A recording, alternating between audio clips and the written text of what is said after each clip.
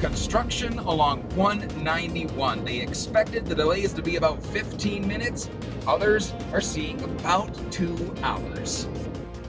Federal investigators are on their way to an airport in Tennessee to begin looking into a plane crash involving Dale Earnhardt Jr. I'm Laura Podesta with the latest on the racing legend's recovery. Good morning, Southwest Montana, 631. Chet Lehman, Matt Elwell with you here. Matt, a little bit of shaking and rattling going on yesterday in the Gallup Valley. That's been the chatter that we've heard talking about the earthquake, actually feeling it across the areas. More of a north-south feel to it. A lot of people feeling it along 191 yesterday. Here are the particulars. Two separate earthquakes. One at 6:01, a 3.3 magnitude earthquake, a little over 2 miles west-northwest of Manhattan. The other at 6:02, more noticeable. 4.2 magnitude at 6:02, so that definitely got people's attention. You could hear the rattles across a good portion of the area. Temperatures not bad. It looks like we're going to be dealing with pleasant conditions to start the day. I don't know, for whatever reason we're jumping around. Temperature-wise, we'll be all right. Looks like we're holding into the 40s now. A cool start to the day, the afternoon warming up nicely. We'll talk about that, our rain chances, and much more coming up in a few minutes. And we'll look to the weekend. Thank you, Matt. Yes, we will. 6:32 now, our top story this half hour. State Department of Transportation is replacing 11 miles of guardrail along Highway 191 up the Gallatin Canyon on the way to Big Sky. On Wednesday, that was day one of the project. Traffic delayed for hours. TN's Cody Boyer took a drive up the canyon. Check out the situation.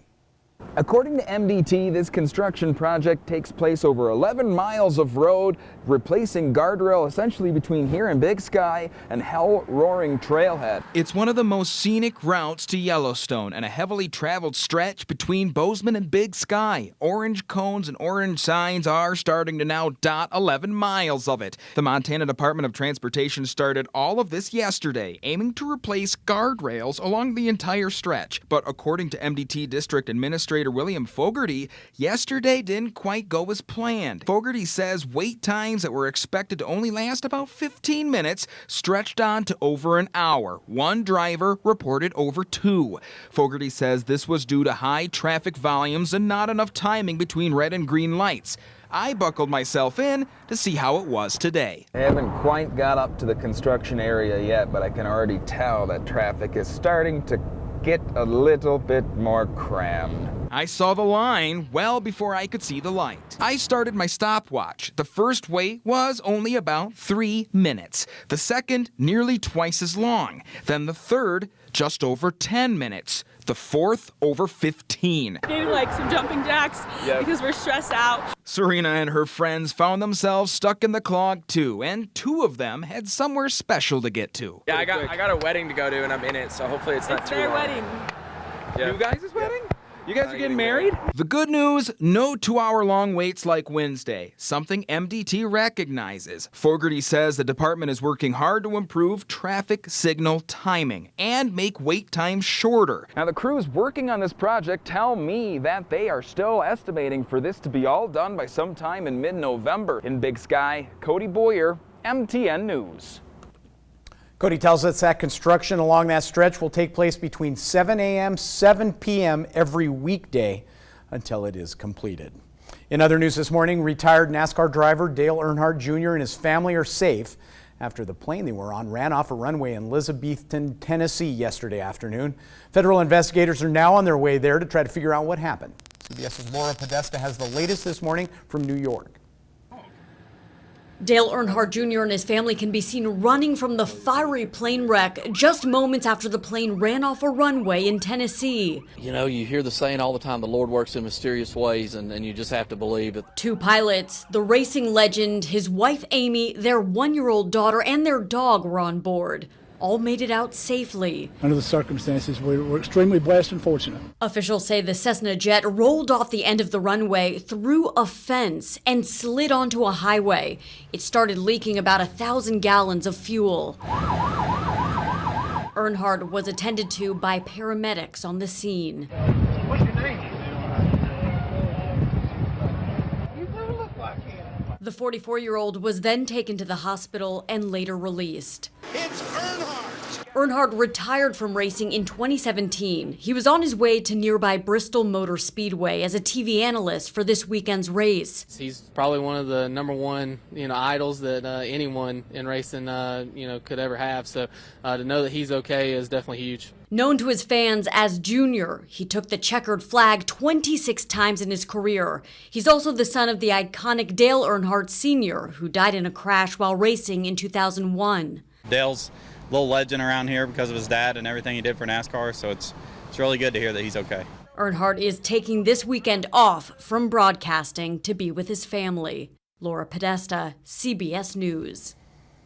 Again, Earnhardt expected to return to the television broadcasting booth next month. Back here at home now, Butte News Homeless Shelter ready to add more space for those left out in the cold. Butte Rescue Mission is expected to start assembling a 16-bed low-barrier shelter next to the new shelter on East Platinum Street. This shelter will provide temporary overnight shelter for anyone with nowhere to go and has fewer restrictions.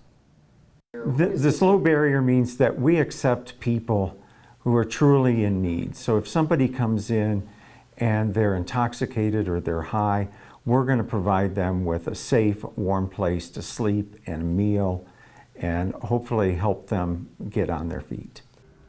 Now, this part of the shelter being paid for through a $100,000 matching grant from the Gianforte Family Foundation.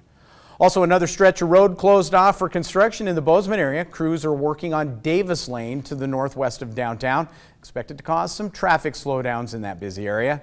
Closure started this week. City officials say crews are adding a turn lane into this intersection, which has Davis Lane blocked off between Baxter and Cattail.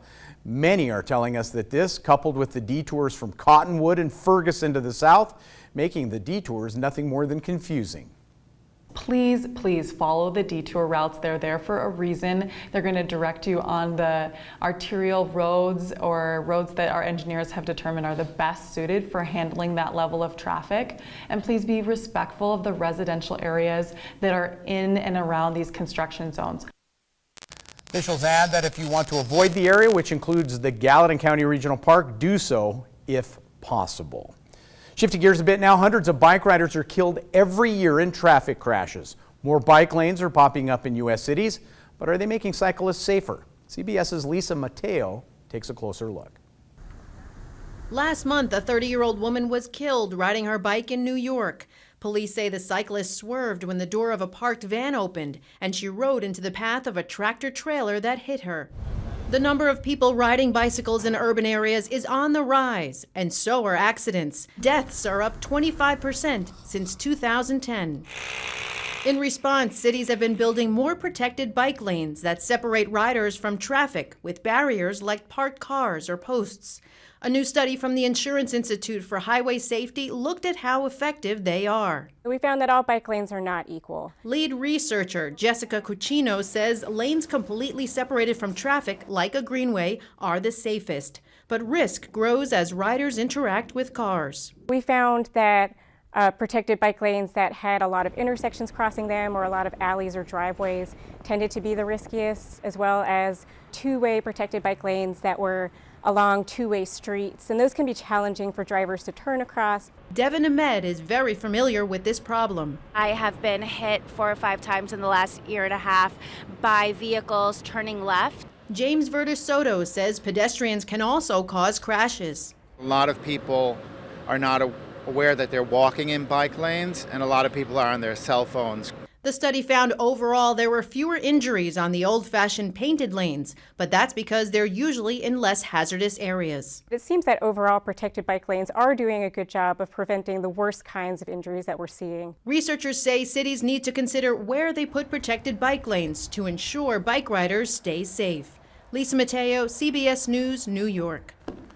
The best advice I can give is just to be on the lookout for those folks who are out on a bike. 6:40, we're going to take a quick break. We come back, here's what we're working on for the next segment.